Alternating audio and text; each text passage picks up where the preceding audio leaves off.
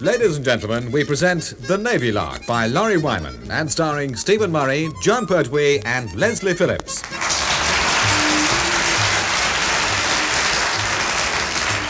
Just about the most disastrous thing that can happen to any man is to wake up and find the day has started well. Captain Povey's day started well, but frankly, it's not likely to go on that way, as well he knows. Good morning, Captain Povey. I know it is. That's what's bothering me. From the moment that my eyelids first fluttered open at 7 o'clock this morning, and I watched a little dicky bird on my windowsill, putting his cheeky little head on one side as much as to say, "Up you get, old sleepy head." I knew Captain Povey had it. Apart from anything else, it's my birthday. Your birthday, sir? Good gracious, however old are you now? What? Many happy returns of the day, sir. Thank you. And I'm 39. And time stood still. I do beg your pardon, sir. Actually, I had remembered, and I've got a lot of cards here for you in the morning mail. Oh, really? Yes, sir. They're underneath this signal. But if you'll take my advice, you'll read the cards first. Wait! What's in that signal? Well, they've sailed all the way back from the Antarctic just to honor their shore-based commander on the anniversary of... Troutbridge, I might have known. They're coming back, aren't they? Captain Povey speaking. Hello. This is intelligence speaking.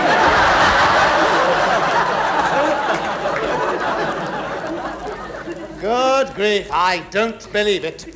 You know, that's the nicest thing anyone said to me all day. What is it you want? Commander Bracewell wants a word with Captain Povey. Put him through. Captain Povey speaking. Bracewell here. Any signs yet? Signs. Signs of what? Golly me. Hasn't our signal got you yet? Bad luck, Povey, old man. You're in for a day in the dodgy doodah. Troutbridge is still back. Oh, is that all? Yes, I heard about that. Good show, but have you heard what they're bringing back with them, old man? My word, I wouldn't be in your shoes when that little armada sails in. Armada? By George, that got you going all right, didn't it? What? Look, I won't tell you any more now. I'd hate to spoil the surprise. Just keep an eye on your window. Troutbridge should be sailing in any minute now. Toodly boy! Hello, Commander Bracewell. Hello.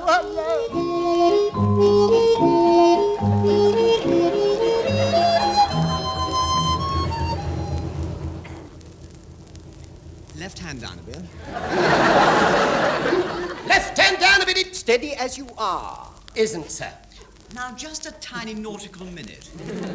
Lieutenant Murray, sir, I must register a protest. Leslie is the navigating officer, you know. Really?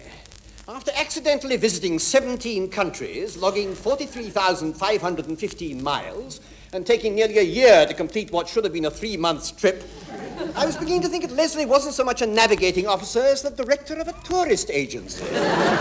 What went wrong? Well, I've no idea, Mr. Phillips, sir, but I do know what will go wrong if you left down a bit without warning the assorted craft we're towing behind us that we're going to alter course. Oh, yes? I mean, if you suddenly turn off without mentioning it, one Newfoundland fishing trawler, one Brazilian coastal tug, one Nigerian paddle steamer, and one Chinese junk are going to shunt into each other with so many zoom clang, cling clong, clang clang things that this lump of briny will sound like Clapham Junction. Eh? He means before you turn left, you might at least stick your hand out. Here, or better still, sir, obey the maritime navigationals and sound our router. You what? Our router, sir. To let the other poor perishers know what you've got to do. Oh, yes, of course. Now, then, where's my seamanship manual? Seamanship manual? Noddy's book of boats, sir. Now, when you're quite finished, page 10, International Regulations for Preventing Collisions at Sea. Ha! Man the boat! Be quiet, Pertwee. Hasn't hit anything yet. Yeah, just practicing, sir. Rule 28, audible warning of changing course. Blimey, he's found the right page. Possibly, but he never understand it. Oh, yes, I will. It says a power-driven vessel underway taking any course authorized or required by these rules shall indicate that course by the following signals on her whistle. One blast on your whistle, Uta. thank you, means that I'm altering course to starboard. 2 blasts means I'm altering course to port. And 3 blasts means I'm going to start. Yes, but whilst you're doing that, what are we doing? Well, if you're wise, sir, you'll come with me. Because if you don't, you'll end up in 50 fathoms of bright blue, billowy briny, sir. Oh, nasty. Quite. Perhaps, Mr. Phillips, you'd get on with your navigating. Oh, yes, of course, yes. Left hand down a bit. Uta first, sir. Oh, silly Leslie. How many oots do I need for that? 2. Left is to port, so 2 oots. Say, it's jolly clever, isn't it? The way they all work it out. Yeah, but there's more to come, you know. I mean, once we've ooted, don't turn until the others have ooted back to show that they heard your oot. Right, well, oot away, Chief.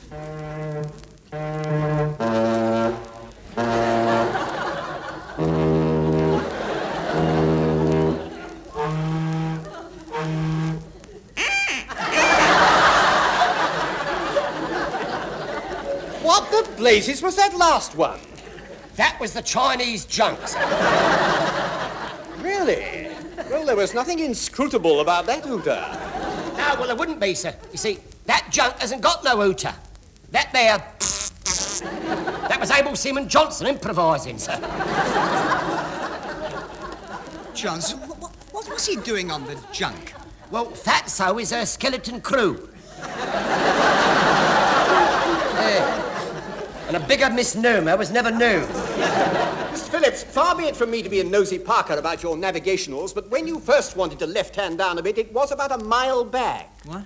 I say, you don't miss much, do you? Never mind, we'll just have to reverse a bit.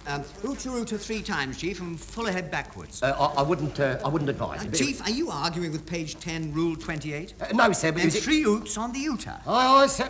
But I would like it placed on record that I didn't advise it. You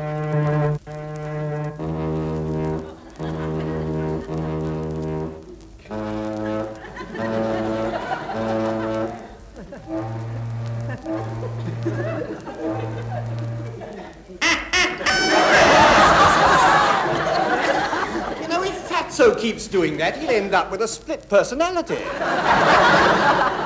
Yeah, and 2 of him would make 4. All clear, Chief, so full ahead backwards. Mr. Phillips, sir, I still wouldn't advise Full it. ahead backwards, Chief, that is an order. Full head backwards it is, sir. And everybody down.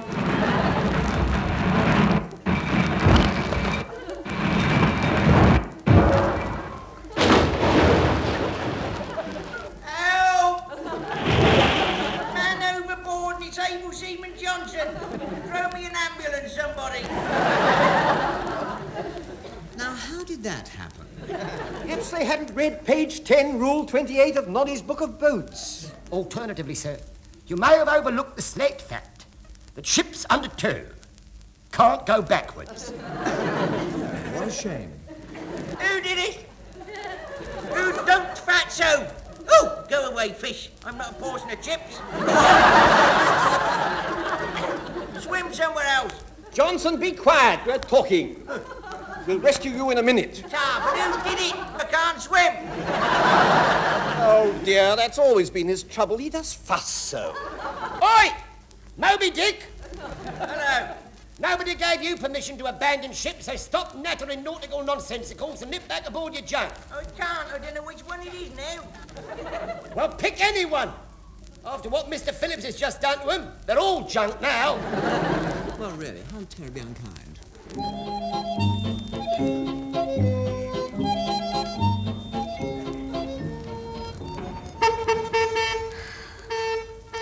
You shouldn't have come down to the dockside, Captain Purvis, sir. I know you shouldn't. Your health won't stand it. If Mr. Murray and Mr. Phillips see you as they try to dock, you will make them nervous. Yes, and they'll have every reason to be. There's a board of inquiry already set up and waiting to find out how Troutbridge managed to collect an international fleet of derelict shipping behind her. Well, perhaps they felt lonely, sir. Well, they'll feel a thumping sight lonelier doing 10 years solitary apiece. Is that what the board has in mind for them, sir? No, but I have.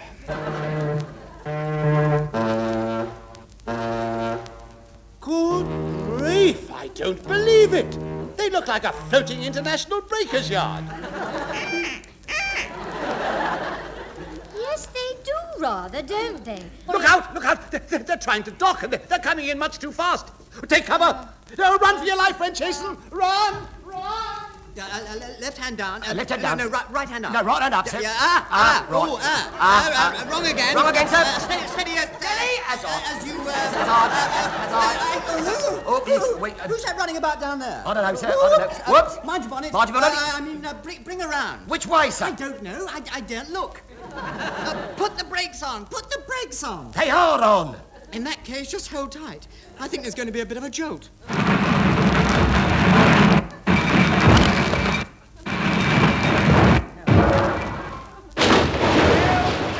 overboard, and it's the same one. Throw me a pair of Wellingtons.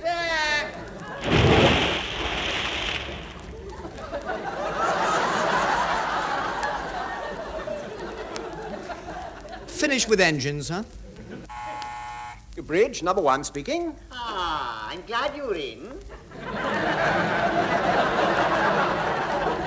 Starboard lookout here, sir. Leading Seaman Goldstein chatting. I thought you might like to know we've docked. We had noticed, actually. Good. Was there something else, Goldstein? Not for me, there wasn't, sir. But if you was to ask me, which you won't, because you never do, but I'm going to tell you anyway, there's certainly something else for you, and it's heading your way at full speed on a collision course. What is? Now, you have a bit of a guess. What is it that has a bright purple face, wears 4 gold rings, and has steam coming out of its ears? Captain Povey in a temper. That's right, and he'll be up on the bridge any second now. What? Just thought I'd mention it, because when he's finished tearing the strip off you, I'd be obliged if you'd remind him that it's high time I was made a petty officer. And he still wonders why he doesn't get promotion. Welcome back, gentlemen.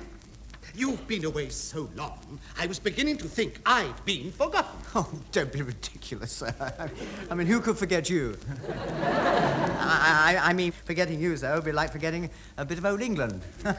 I mean, you know, like the Albert Memorial, or Stonehenge, or the Chamber of Horrors at Madame Tussauds. No.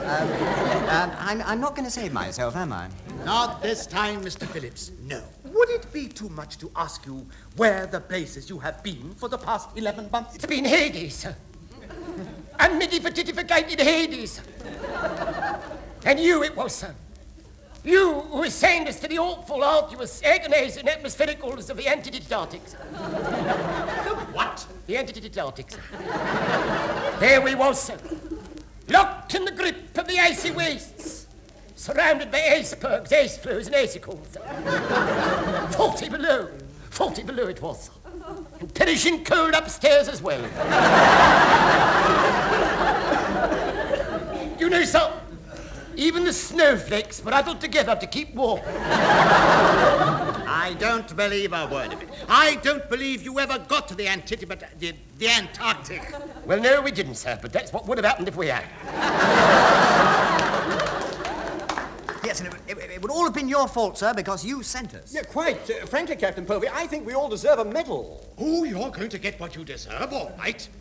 A board of inquiry is sitting now and eagerly awaiting your explanation as to where you got the 4 assorted foreign craft that are cluttering up the dockyard behind you. Oh, them.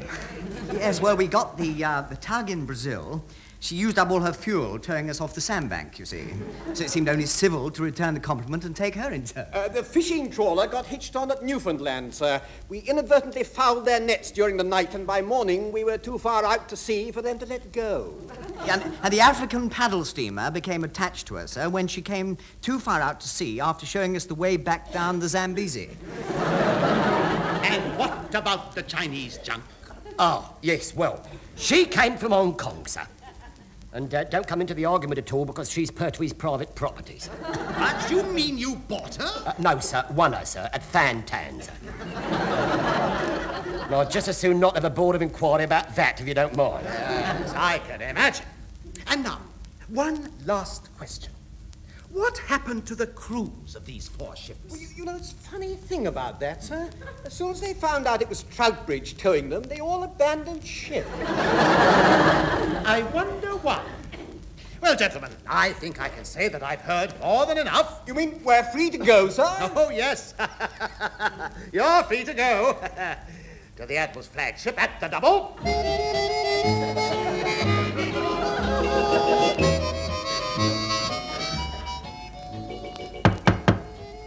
Well, if you want to come in, open the blasted thing.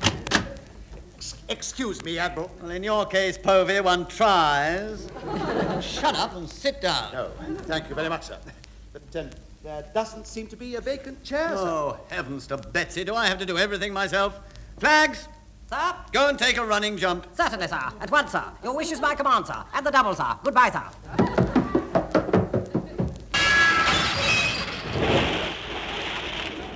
Jump, run, and taken, sir.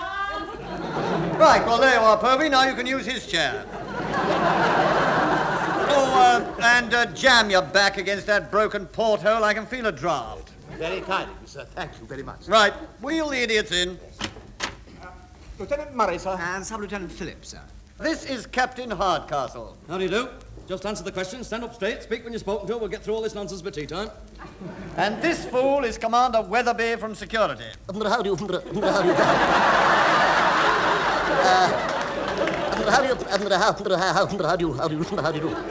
I'm delighted to make your... Yes, delighted to... Glad to... Hello.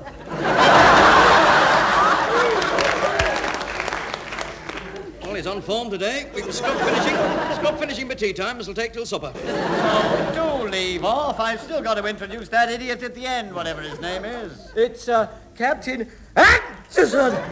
Excellent! Bless you. Oh, thank you very much! But I'm afraid it won't make the slightest difference!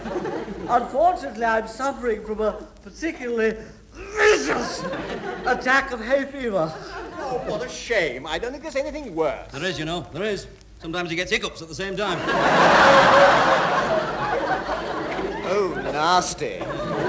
Right, well, that's got the introductions over. Now, which of you idiots wants to ask the first question? Well, I've got one.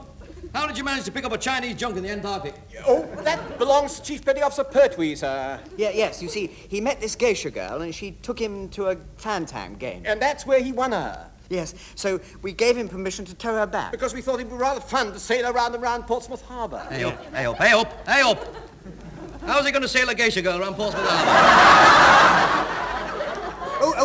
He won't have to, you see, because she can swim. I mean, she's got a great big square sail. That is, she could dry herself on a kimono. Do you think we can have the next question? Yes, by all. Yes, by all. Now,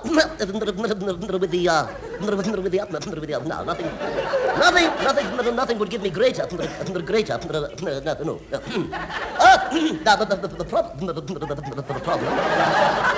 The problem is what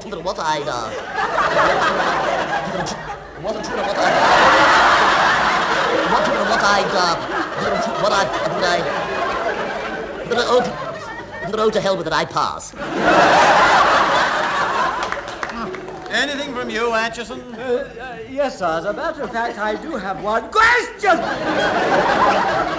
I'd like to know under what circumstances they happened to discover a geisha girl in the Antarctic!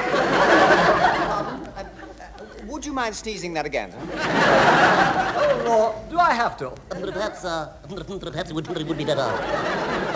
Perhaps it would be better if I, yes, maybe it would be simpler if I figure it out for yourselves. He tried to become an announcer in the B.B.C, you know. He was too tall. I think I'm going farming. Aren't we all, Admiral? Aren't we all? If I could make a suggestion, it's my opinion that the evidence so far has been tissue! A tissue! A tissue! A tissue! We'll not stop him now. A tissue! A tissue of lies! He sets them up for himself, didn't he? Go on, have one for a look. Go on. A tissue! Creeping ivy's a blasted epidemic. Right, that's it then. Anything from you, Povey? You're the idiot who started all the nonsense. Yes, sir, I've got a great deal to say. To start with, Achoo! Oh, I knew it. This bone-headed Atchison is infectious. It's not him, sir. It's you. It's you. I got this lot from stopping up your blasted draft. Oh, that's it. I've had enough. The board will adjourn to the wardroom to consider its findings. You two idiots from Troutbridge can hear our conclusions from Captain Povey in his office at 9 o'clock tomorrow morning.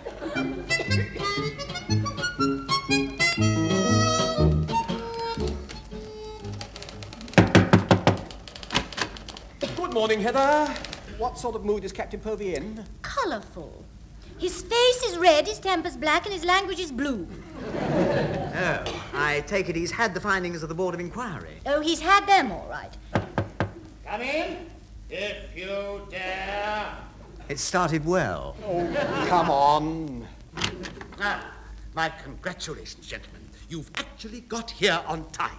However, after your recent worldwide travels, I suppose the short journey from Troutbridge to my office was a mere nothing. Well, we did take one wrong turning, actually. Where was that? Into your office, sir. We understand you've had the findings of the board, sir. Oh, I have indeed, number one. What, if you insist on telling us, were they, sir? I was found guilty. Eh? What? Pardon? Guilty of what, sir? I was found guilty of failing to adequately stop the draft from a broken porthole, creating a hazard to shipping by continuously swimming around Portsmouth Harbour in a geisha girl's kimono, and attempting to quarantine the Admiral's flagship by sneezing without authority to do so. Oh, hard luck, sir. What about us, sir? They couldn't even remember your names. I hardly like to mention it, sir, but what about the ships we towed back, sir? Somehow, number one, you have been credited with salvage for them. Oh, lovely. Lovely. Very right and proper, too. How much? Simmer down, Chief. By simple mathematics, after deducting the cost of the damage you have done from the amount of salvage, you have been awarded the princely sum of 5 shillings. 5 shillings? Oh, lucky old us. Oh, well, that's all right, then. We can give it to you. We weren't going to go round the ship and collect a penny for every year of your age, so you could buy yourself a birthday present. We would have done it yesterday. But if you remember, we were otherwise occupied. Yeah, and you seem too busy stopping drafts. Well, really, how very kind. You 5 shillings. A penny for every year of 3 chores, 4 chores, 5 chores. I am 39. Yes, well, congratulations, sir. In that case, you owe us 1 9p change. Really? No, not to panic, sir. That still leaves you with 3 3p. Get out!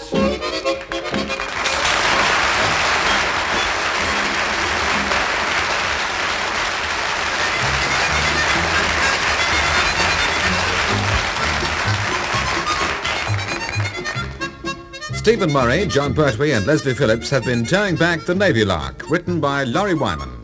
Stephen Murray was the number 1, John Pertwee was the chief petty officer, Leslie Phillips was the sub-lieutenant, Captain Povey was played by Richard Caldecott, Heather was Heather Chasen, the Admiral was Tenniel Evans, Captain Hardcastle was Ronnie Barker, and Captain Atchison was played by Michael Bates. The show was produced for the BBC by Alistair Scott Johnson.